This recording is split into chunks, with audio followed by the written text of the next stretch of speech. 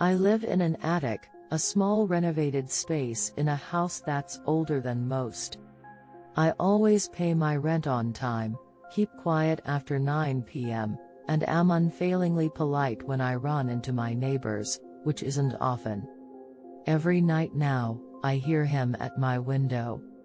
My bed is tucked away into an alcove, and it's the only place in my studio apartment where you can't see the single window in the room. It used to make me feel secure, that there were so few entry points into my home. Childhood trauma had made me weary of large spaces, where not everything could be seen. After I first moved in, I used to comfort myself by thinking of escape routes. If someone was at my door, I would grab the knife that I kept to the side of my bed, put on the shoes, coat, and purse that I always kept close by, and be out my window in an instant. The screen was easy to remove, and there was an old oak tree I could use to traverse the 3 stories to the ground, and my car. In my mind, escape would be relatively simple if it came down to it. I wasn't expecting it, exactly, but I liked to be prepared. It never occurred to me that I should have been worried about someone coming from the outside. Stupid of me, really. To preface and partly explain why it took me so long to realize what was happening, I should give some backstory. I grew up with a severely mentally ill parent. My mother is not someone I demonize or blame, but I recognize that her rapid mood swings and moments of total dissonance, interspersed with periods of intense anger, gave me quite a few issues. I am wary of loud noises, and am easily anxious. I'm in my mid-20s now, but throughout my entire life, I have been prone to bouts of fear and paranoia. Feelings of being watched and hunted. I could never explain the sometimes overwhelming fear that someone, or something was trying to kill me. Often I would experience very mild and nondescript hallucinations. The sound of footsteps in an empty room, or a vague shadow in the corner of my vision. Things I'm sure everyone notices from time to time, although without the intense fear that follows. I had become so used to this fear that when it started, I just assumed it my own anxieties. I try to always be logical, and for most of my life, it has suited me well. But not this time. I can hardly stand to let myself think about what happened. My therapist said writing about what's going on in my life might help. I don't tell her much, and what I do tell her is throwaway stuff. Things that happened to me when I was younger that sound terrible, because it was, but they're also things I internalized and dealt with a long time ago. I never talk about the current fears and worries I still struggle with. However, I figured her advice couldn't hurt in my situation. If anything, at least it leaves behind concrete evidence of what's happening. It's why I ignored the tapping at first. It was never frequent, and often would only happen every week or so, at least that I noticed. I suffer from insomnia, and often wake up multiple times in the night. As I type, it's 2:47 a.m. and once again, I am unable to sleep. Who knows how many nights I slept through the sound, unaware of what was happening only a few feet away from me. On the nights when I was awake to hear the noise, I would become almost incoherent in my worry. In my head was the constant mantra of, "It's not real, it's in your head. It's not real, it's in your head." I would put on the noise-canceling headphones my best friend had given me, pull the covers over my head, and try to relax with the knowledge that it was just my anxiety acting up again. The bad nights were the ones where I would change the channel on my TV that was constantly on. The background noise helped distract me. I knew if I put on something bright and loud, I wouldn't have any hope of getting back to sleep, so I reserved doing this for the nights when the feeling of dread was so overwhelming I could hardly string a sentence together. There were even a few times that I would text my friend in the middle of the night to tell him that I felt like something was watching me. I wanted to know that if I was murdered, or I disappeared, someone would be aware something was wrong. I don't know what difference it would have made, really. But it was a comfort to me that someone else knew that I was scared, that I thought something was after me. It went on like this for months, and in all that time I never actually checked the window. I was so convinced that what was happening was in my head. I didn't want to play into my delusions. There are so many excuses I could use. In the end though, I think I was simply afraid to know that I might be right. At first, tapping seems pretty innocuous.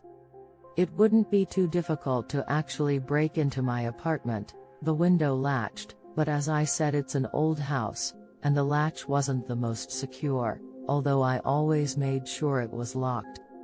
It was that thought, and the fact that I was on the third story, that kept me from actually looking around the small divider wall separating my bed from the window in order to confirm that I was just hearing things. In retrospect, I blame myself for what I let happen, even though I know that my paranoia saved me in a sense. I also know that it killed someone, and that's something I'll have to live with myself for the rest of my life, however short that may be. My day-to-day life continued normally for quite a while, with my nighttime worries were contained solely to those times when I would hear that strange noise. It wasn't a tap on the glass, you understand, but an odd little clack. I would convince myself that it must be one of those strange sounds that old houses make when they settle. Maybe a squirrel from the tree that was feeling curious and had jumped onto the some 2 feet of slanted roof that was in front of the window, or perhaps a leak in the gutter above. Curiosity was certainly involved, but it wasn't a squirrel making the sounds.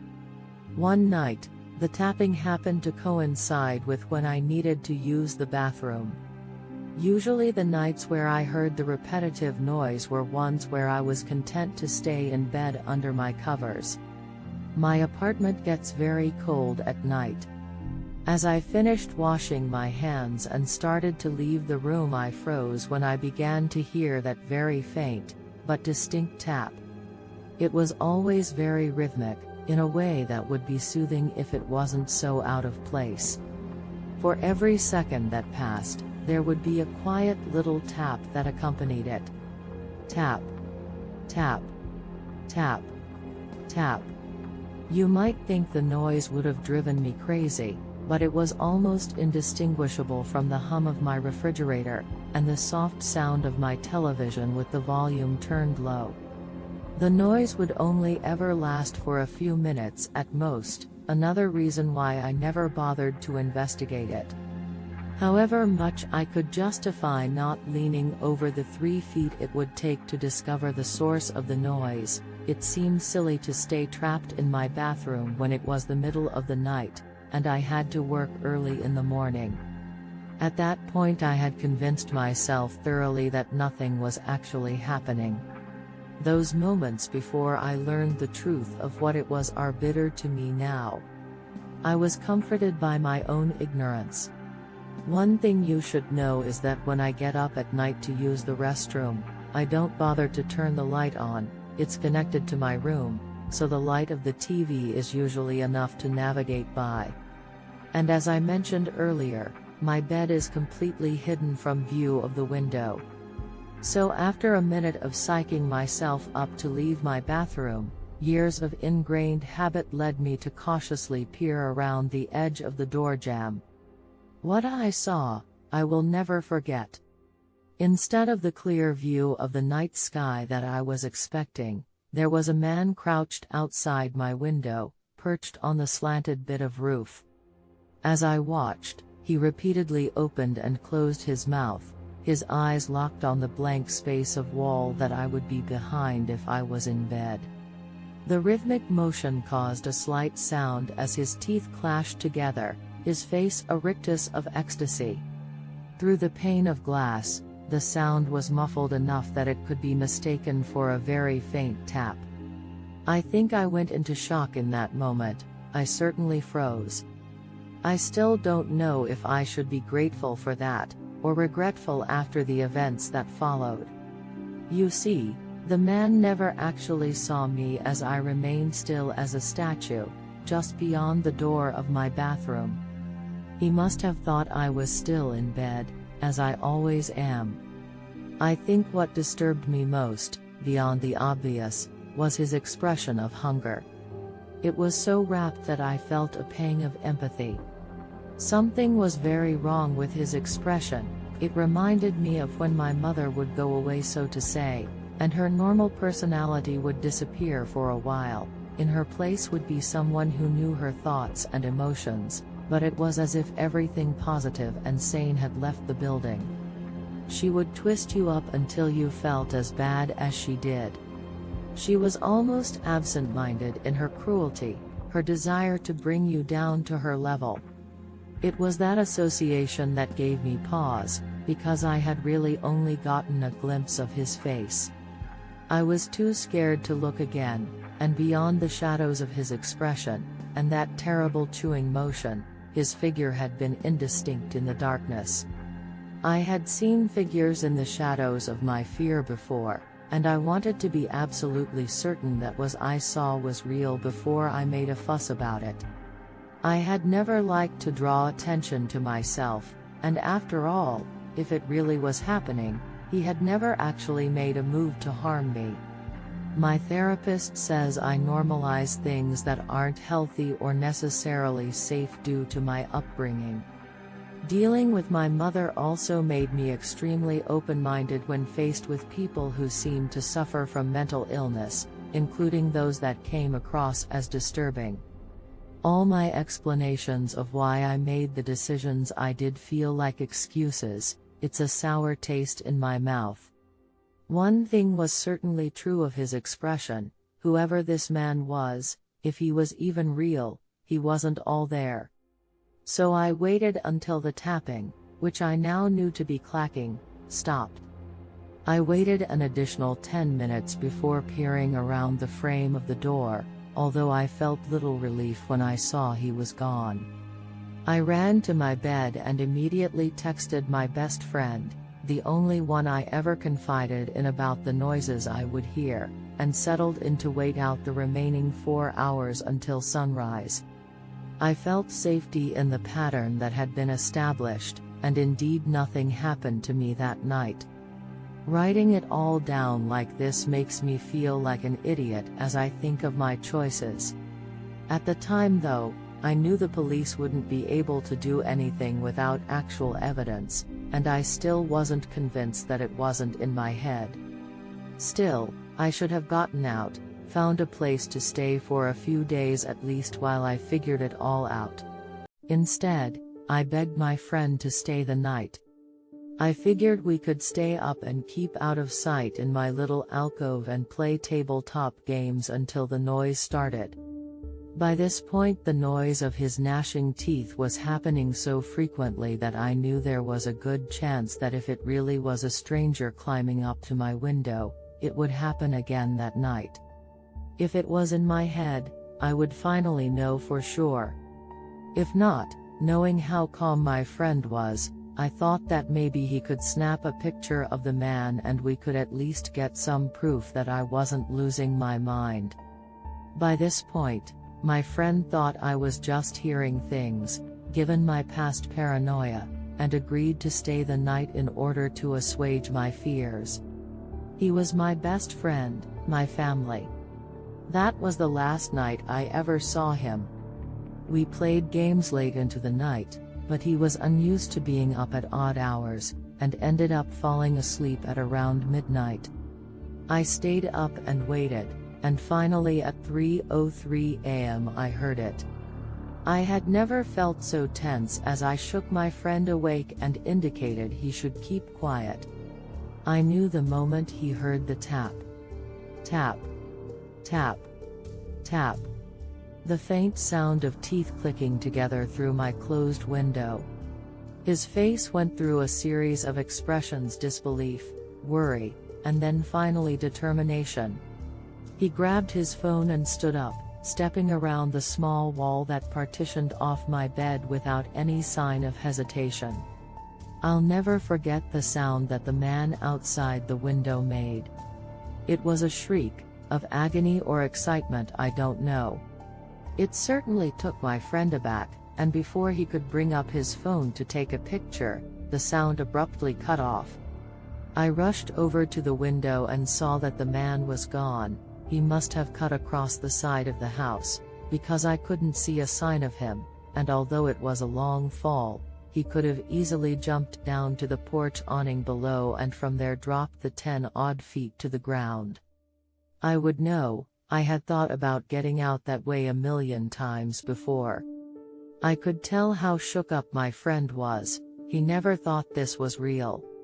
Something about his expression was off, and no matter how many times I questioned him, he refused to tell me what he saw, other than confirming that he had seen a man on the other side of the glass.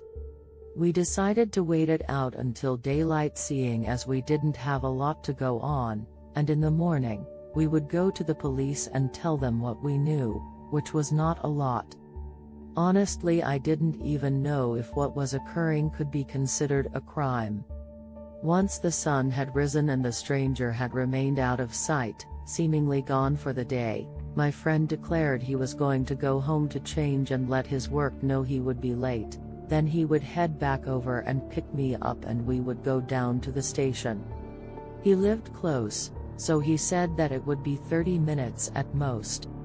He was never the punctual type, so after 35 minutes I wasn't too concerned. After 40 with no word, I began to call, and after an hour with no response I had dialed 911. I must have seemed hysterical on the phone, but the tired operator still tried to treat me with sympathy.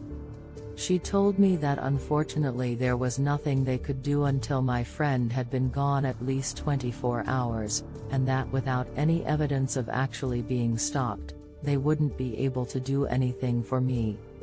She did ask for my address, and told me that she would have patrol cars pass by more frequently for the next few nights. It was a cold comfort. At that point, I knew the man must have somehow gotten to my friend. His car had been broken into before. It was one of those older models, and I knew that if I was really being watched, it would have been easy to see my friend pull up at the start of the night. A lot of people, especially guys, don't tend to look in their backseat every time they get into their car. We all think we're safe, until we aren't. I called out from work and spent the day driving around the city, going to my friend's apartment, his job, anywhere I thought he might be. I ended up circling around the city for hours in search of his car, but I couldn't find anything. And once the sun started setting, I headed back home.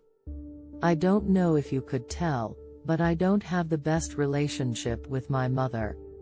As soon as I could, I moved away. I never kept many close friends, and after dealing with some medical bills, I don't have a lot of money to my name.